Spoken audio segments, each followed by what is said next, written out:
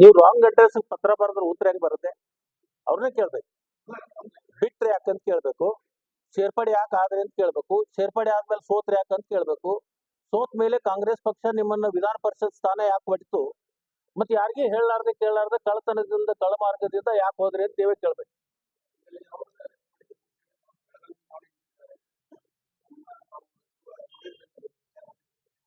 ಬೆಳಗಾವಿ ಜನ ಕಾಂಗ್ರೆಸ್ ಕಾರ್ಯಕರ್ತರು ಖಾಲಿ ಸೊಮ್ಮನ್ನ ಅವ್ರ ಮುಂದೆ ಇಟ್ಟಿದ್ದಾರೆ. ಆ ಖಾಲಿ ಸೊಮ್ಮನ್ನು ತಗೊಂಡು ಧಾರವಾಡಕ್ಕೆ ಹೋಗಿ ಪತ್ರಿಕಾಗೋಷ್ಠಿಯಲ್ಲಿ ನಮ್ಮ ಜೊತೆಗೆ ಭಾಗವಹಿಸಿರ್ತಕ್ಕಂಥ ನಮ್ಮ ಪಕ್ಷದ ಅಧಿಕೃತ ಅಭ್ಯರ್ಥಿಯಾಗಿರ್ತಕ್ಕಂಥ ರಾಜು ಅಲ್ಗೂರ್ ಅವರಿದ್ದಾರೆ. ಜಿಲ್ಲಾಧ್ಯಕ್ಷರಾಗಿರ್ತಕ್ಕಂಥ ಲೋಣಿ ಅವರು, ಹಿಂದಿನ ನಮ್ಮ ಪರಾಜಿತ ಅಭ್ಯರ್ಥಿಯಾಗಿರ್ತಕ್ಕಂಥ ಮುಸ್ರೀಫ್ ಅವರವರೇ, ವೈಜನಾಥ್ ಕರ್ಪೂರ್ ಮಠ್ರೆ,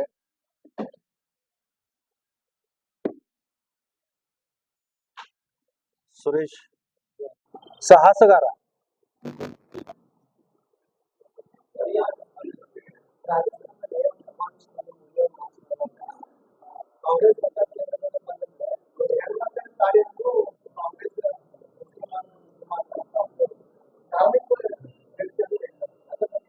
ಅದ್ರ ಬಗ್ಗೆ ಬಹಳ ನನ್ನ ಪ್ರತಿಕ್ರಿಯೆ ಹೇಳೋದಕ್ಕಿಂತಲೂ ಈ ದೇಶದ ಉನ್ನತ ಸ್ಥಾನವಾಗಿರ್ತಕ್ಕಂಥ ಪ್ರಧಾನಮಂತ್ರಿಗಳು ಬಾಯಿಂದ ಅಂತ ಮಾತುಗಳು ಬರಬಾರ್ದಿತ್ತು ಅಂತಕ್ಕಂಥದ್ದು ನನ್ನ ಕಳಕಳಿ. Thank you. ನಾನು ಸುಮಾರು 25 ವರ್ಷಗಳ ಕಾಲ ಕಾರ್ಯವನ್ನು ಮಾಡಿದ್ದೀನಿ. ಆ ಪಕ್ಷದಲ್ಲಿ ಇರ್ತಕ್ಕಂಥ ಆಳ ಮತ್ತು ಅಗಲ ನಾನು ನೋಡಿ ಬಂದಿದ್ದೀನಿ. ಚುನಾವಣೆ ಬಂದಂತ ಸಂದರ್ಭದಲ್ಲಿ ಭಾವನಾತ್ಮಕ ವಿಷಯಗಳನ್ನ ಹುಟ್ಟುಹಾಕಿ ಜಾತಿಗಳ ಮಧ್ಯದಲ್ಲಿ ವಿಷಬೀಜಗಳನ್ನ ಬಿತ್ತಿ ಮತಗಳನ್ನು ಪಡ್ಕೊಳ್ತಕ್ಕಂಥದ್ದು ನಾನು ಬಹಳ ಸಮೀಪದಿಂದ ಕಂಡಿದ್ದೀನಿ.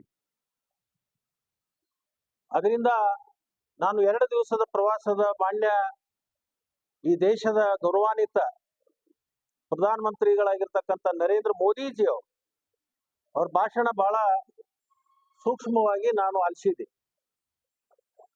ಜಾತಿ ಆಧಾರವನ್ನು ಬಿಟ್ಟು 10 ವರ್ಷದಲ್ಲಿ ನಾನು ಮಾಡಿರ್ತಕ್ಕಂಥ ಅಭಿವೃದ್ಧಿ ಕೆಲಸಗಳನ್ನು ಜನರ ಮುಂದೆ ಇಡದೇ ಇರ್ತಕ್ಕಂಥದ್ದು ನಮಗನ್ಸುತ್ತೆ ಅವರು ರಾಜಕಾರಣದಲ್ಲಿ ವಿಫಲರಾಗಿದ್ದಾರೆ ಅಂತಕ್ಕಂಥದ್ದು ಮೇಲ್ನೋಟಕ್ಕೆ ಕಾಣುತ್ತೆ. ಬಿಜೆಪಿ ಅವರು ನಾಳೆ ಈ ಚುನಾವಣೆ ಪೂರ್ವದೊಳಗೆ ಏನಾದ್ರೂ ಒಂದು ಮಳೆ ಆದ್ರೆ, ಕರ್ನಾಟಕದಲ್ಲಿ ಬರ ಇದ್ದಂತ ಸಂದರ್ಭದಲ್ಲಿ ಮಳೆ ಆಗದೆ ಇರ್ತಕ್ಕಂಥ ಸಂದರ್ಭವನ್ನ ನಾವು ಮನಗಂಡು ನಾವು ಪ್ರಾರ್ಥನೆ ಮಾಡಿದೀವಿ. ಅದನ್ನ ಹೋಗಿ ನರೇಂದ್ರ ಮೋದಿ ಅವ್ರಿಗೆ ಹೇಳಿದೀವಿ. ನರೇಂದ್ರ ಮೋದಿ ಅವರು ಶ್ರೀರಾಮನ ಭಕ್ತಿಯಿಂದ ಅದನ್ನ ನೆನೆದ್ರು. ಶ್ರೀರಾಮಚಂದ್ರ ಇಲ್ಲಿ ಮಳೆ ಮಾಡಿಸಿದ ಅಂತಕ್ಕಂಥ ಮಾತನ್ನ ಅವ್ರು ಹೇಳ್ತಾರೆ.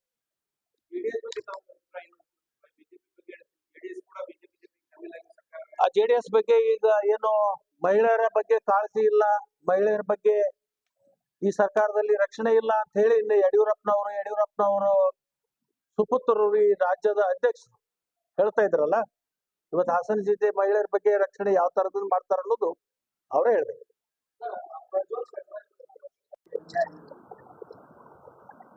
ನಾನು ಕೇಳ್ತಕ್ಕಂಥ ಪ್ರಶ್ನೆಯನ್ನ ಮಾಧ್ಯಮದ ಸ್ನೇಹಿತರು ನೀವು ಬಹಳ ಉತ್ತಮವಾಗಿರ್ತಕ್ಕಂಥ ಪ್ರಶ್ನೆಯನ್ನು ಎತ್ತಿದೆ. ಈ ದೇಶದ ಪ್ರಜೆಗಳಾಗಿ, ಕರ್ನಾಟಕದ ಕನ್ನಡಿಗರಾಗಿ, ಕರ್ನಾಟಕದ ಪ್ರಜಾವಂತ ಮತದಾರರಾಗಿ ಇದನ್ನು ನೀವು ಜನರಿಗೆ ಮನವರಿಕೆ ಮಾಡಿಕೊಡ್ಬೇಕು. ನಮಗೆ ಬರ್ಬೇಕಾಗಿರ್ತಕ್ಕಂಥ ನ್ಯಾಯಯುತವಾಗಿರ್ತಕ್ಕಂಥ ನಮ್ಮ ಹಕ್ಕು, ನಾವು ಭಿಕ್ಷೆ ಕೇಳ್ತಾ ಇಲ್ಲ.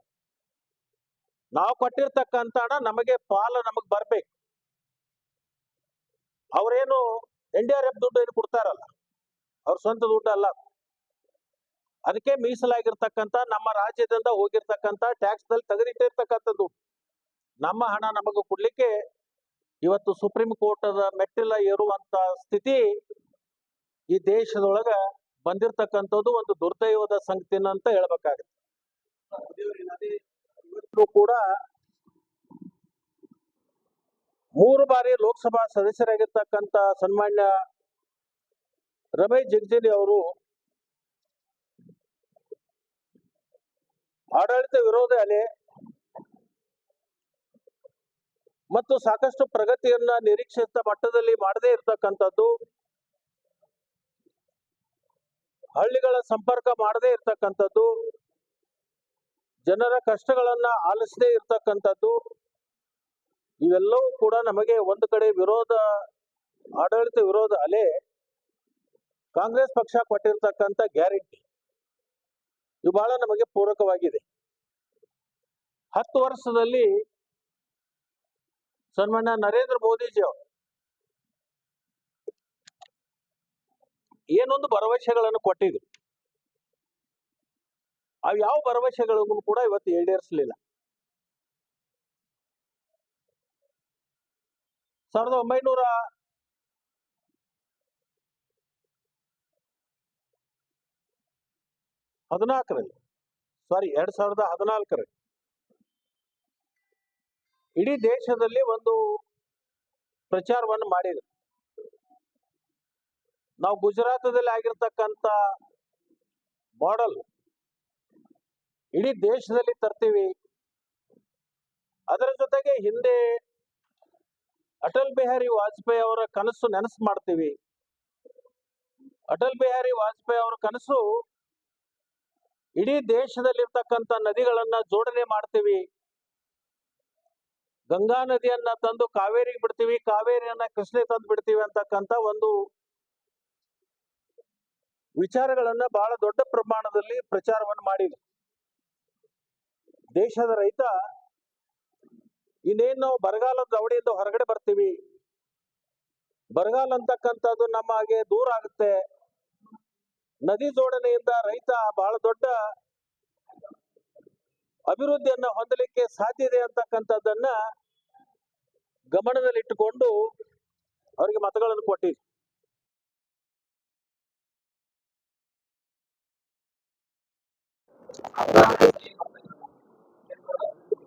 ಹಣಕಾಸಿನ ಪರಿಸ್ಥಿತಿ ಇವತ್ತು ಬಹಳ ಉತ್ತಮವಾಗಿದೆ. ಬಜೆಟ್ ಪೂರ್ವದಲ್ಲಿ ಹಿಂದಿನ ಸರ್ಕಾರ ಮಾಡಿರ್ತಕ್ಕಂಥ ಬಜೆಟ್ ದಲ್ಲಿ ಅದಕ್ಕೆ ಅವಕಾಶಗಳು ಇಲ್ಲದೆ ಇರುವುದರಿಂದ ಸ್ವಲ್ಪ ಮಟ್ಟಿಗೆ ಅವ್ರ ಬಜೆಟ್ ದಲ್ಲಿ ಕೊರತೆ ಆಗಿದೆ. ಹೊಸದಾಗಿ ಮೊನ್ನೆ ಸಿದ್ದರಾಮಯ್ಯನವ್ರು ಮಾಡಿರ್ತಕ್ಕಂಥ ಬಜೆಟ್ ಬಹಳ ಉತ್ತಮವಾಗಿದೆ. ಹಣಕಾಸಿನ ವ್ಯವಸ್ಥೆಗಳನ್ನು ಮಾಡ್ಕೊಂಡಿದ್ದಾರೆ. ಯಾವ ಮೂಲದಿಂದ ಎಷ್ಟು ಆದಾಯ ಬರಬೇಕು, ಯಾವ ಮೂಲದಿಂದ ಎಷ್ಟು ಖರ್ಚಾಗಬೇಕು ಅನ್ನೋದು ವ್ಯವಸ್ಥಿತವಾಗಿರ್ತದೆ. ಯಾವುದೇ ಅಭಿವೃದ್ಧಿ ಕೆಲಸಕ್ಕೆ ತೊಂದರೆ ಇಲ್ಲ.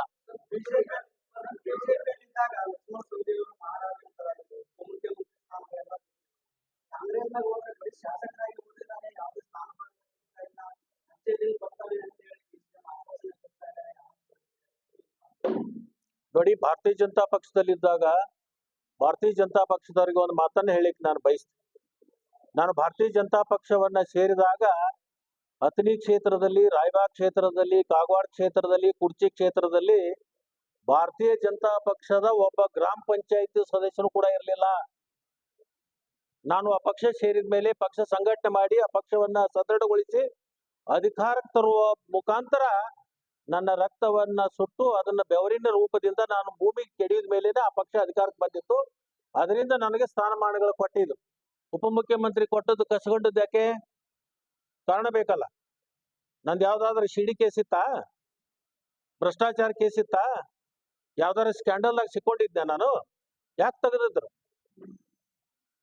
ಇವತ್ತು ಮಾನ್ಯ ಮುಖ್ಯಮಂತ್ರಿಗಳ ಹಿಂದಿನ ಮುಖ್ಯಮಂತ್ರಿಗಳು ಯಡಿಯೂರಪ್ಪನವರು, ಇವತ್ತಿನ ದೇಶದ ಪ್ರಧಾನಮಂತ್ರಿಗಳು ಒಂದು ಮಾತನ್ನೇ ಹೇಳಿದ್ದು ನಾನು ಇವತ್ತು ಗಮನಿಸಿದೆ.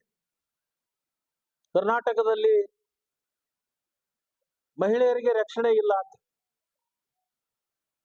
ಯಾವುದೇ ಒಂದು ಸಣ್ಣ ಉದಾಹರಣೆ ತಗೊಂಡು ಅದನ್ನ ಮಾತುಗಳನ್ನು ಹೇಳ್ತಾ ಇದ್ರು. ಇದು ಪ್ರಧಾನಮಂತ್ರಿ ಅವರಿಗೆ ಶೋಭೆ ತರ್ತಿದೆ. ಮಣಿಪುರದಲ್ಲಿ ಏನಾಗ್ತಾ ಇದೆ? ಮಣಿಪುರದಲ್ಲಿ ಯಾವ ಸರ್ಕಾರ ಇದೆ? ಮಣಿಪುರದಲ್ಲಿ ಇಡೀ ದೇಶ ತಲೆ ತಗ್ಗಿಸುವಂತ ಸನ್ನಿವೇಶ ಆಗಿತ್ತಲ್ಲ, ಅದ್ರ ಬಗ್ಗೆ ಇವ್ರಿಗೆ ಎಲ್ಲಿಯಾದ್ರೂ ಚಕಾರ ಶಬ್ದ ಎತ್ತಿದಾರ?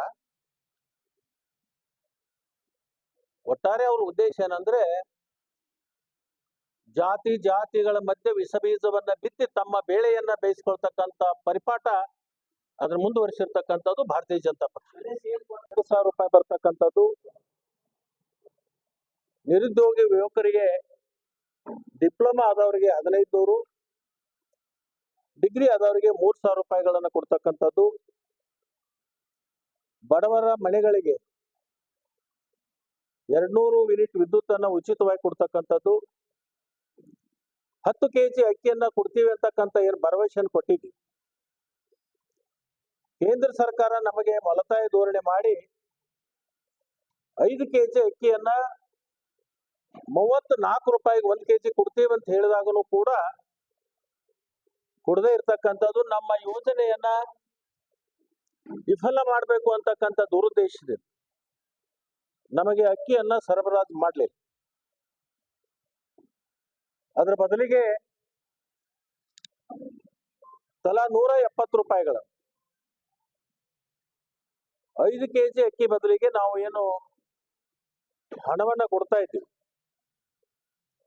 ಅದರಿಂದ ಮತ್ತು 2,000 ಮಹಿಳೆಯರಿಗೆ ಗೃಹಲಕ್ಷ್ಮಿ ಯೋಜನೆ, ಯುವಕರಿಗೆ ಕೊಡ್ತಕ್ಕಂಥ ವಿದ್ಯಾನಿಧಿ, ಮಹಿಳೆಯರಿಗೆ ಉಚಿತವಾಗಿರ್ತಕ್ಕಂಥ ಪ್ರವಾಸಕ್ಕೆ ಸಾರಿಗೆ ಇಲಾಖೆಯಿಂದ ಕೊಟ್ಟಿರ್ತಕ್ಕಂಥ ಯೋಜನೆಗಳಿಂದ ಮಧ್ಯಮ ವರ್ಗದ ಜನರಿಗೆ ಮತ್ತು ಬಡವರಿಗೆ ವಿಶೇಷವಾಗಿ ಇಂಥ ಕಾಲದಲ್ಲಿ ಬಹಳ ದೊಡ್ಡ ಆಶ್ರಯ ಆಗಿರ್ತಕ್ಕಂಥದ್ದು. ಅದರಿಂದ ನಾವು ಎಲ್ಲೇ ಹೋದರೂ ಕೂಡ ಮಹಿಳೆಯರು ಮತ್ತು ಬಡವರು ಕಾಂಗ್ರೆಸ್ ಪಕ್ಷ ಅಧಿಕಾರಕ್ಕೆ ಬಂದ ಮೇಲೆ ನುಡಿದಂತ ನಡೆದಿದೆ.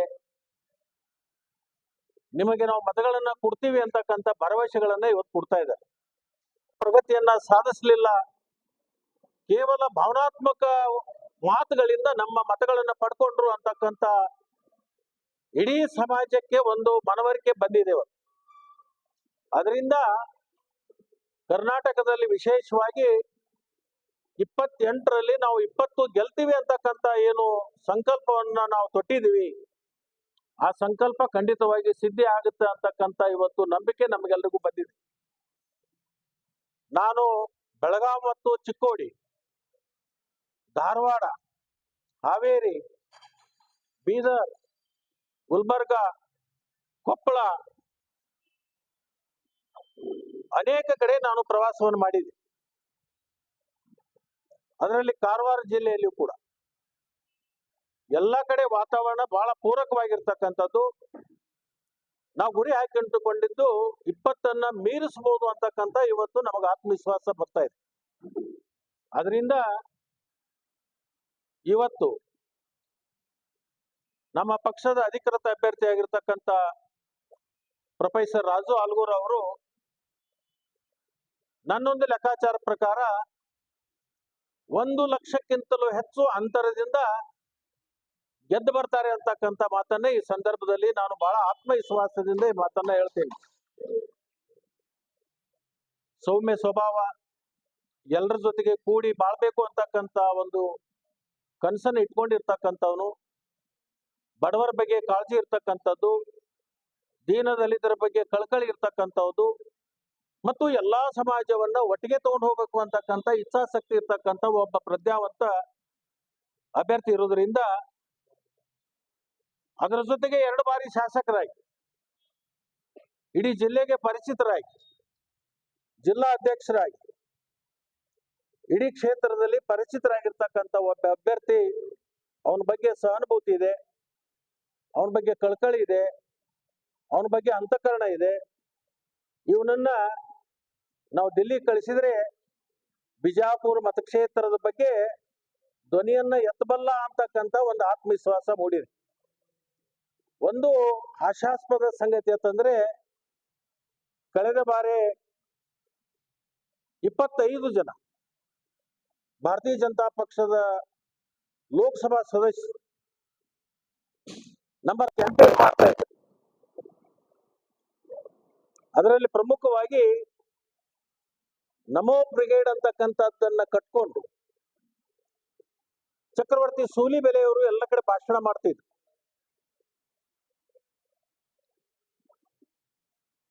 ಈ ದೇಶದಲ್ಲಿ ಇರ್ತಕ್ಕಂಥ ರಾಜಕಾರಣಿಗಳು, ಅಧಿಕಾರಿಗಳು, ಉದ್ಯಮಿಗಳು ಭ್ರಷ್ಟಾಚಾರದಿಂದ ಕೂಡಿಟ್ಟಿರ್ತಕ್ಕಂಥ ಹಣವನ್ನ ವಿದೇಶದಲ್ಲಿ ಇಟ್ಟಿದ್ದಾರೆ, ಸ್ವಿಸ್ ಬ್ಯಾಂಕ್ದಲ್ಲಿದೆ.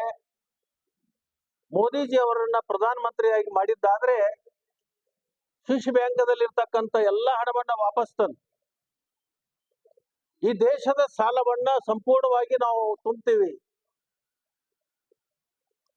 ಅದಲ್ಲದೇನೆ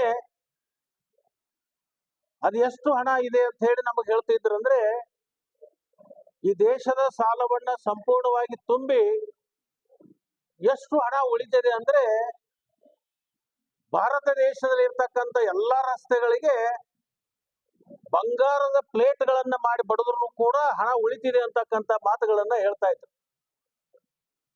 ಇಡೀ ದೇಶದ ಜನ ಅದನ್ನ ನಂಬಿದ್ರು. ಅದರ ಜೊತೆಗೆ ಯುವಕರಿಗೆ ಕೇಳ್ತಾ ಇದ್ರು, ಉದ್ಯೋಗ ಸಿಕ್ಕಿದೇನು ಅಂತ. ನಿರುದ್ಯೋಗ ಸಮಸ್ಯೆ ತಾಂಡಾಡ್ತಾ ಇದೆ,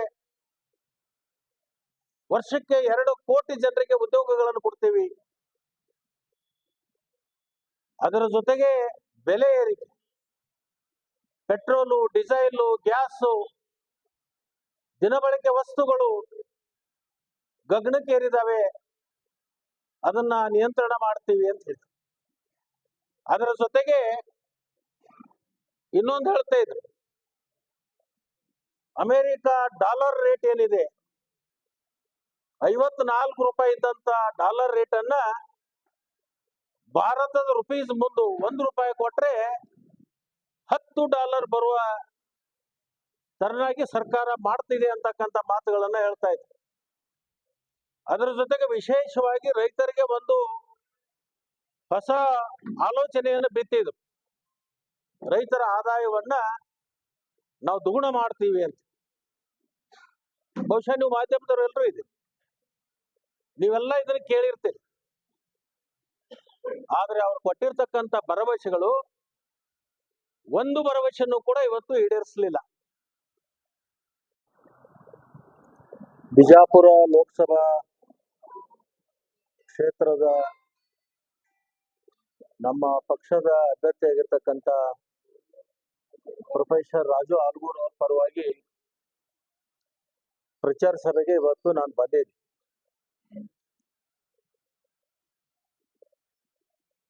ಕಳೆದ ಬಾರಿ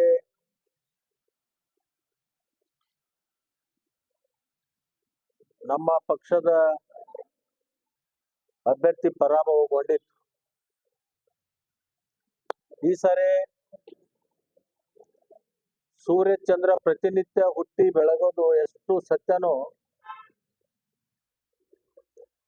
ಪ್ರೊಫೆಸರ್ ರಾಜು ಆಲ್ಗೂರ್ ಅವರು ಈ ಸಾರಿ ಗೆದ್ದು ಬರೋದು ಅಷ್ಟೇ ನಮಗೆ ವಿಶ್ವಾಸವನ್ನ ಬಂದಿದೆ. ಕಾಂಗ್ರೆಸ್ ಪಕ್ಷ 2019ರ ಪೂರ್ವದಲ್ಲಿ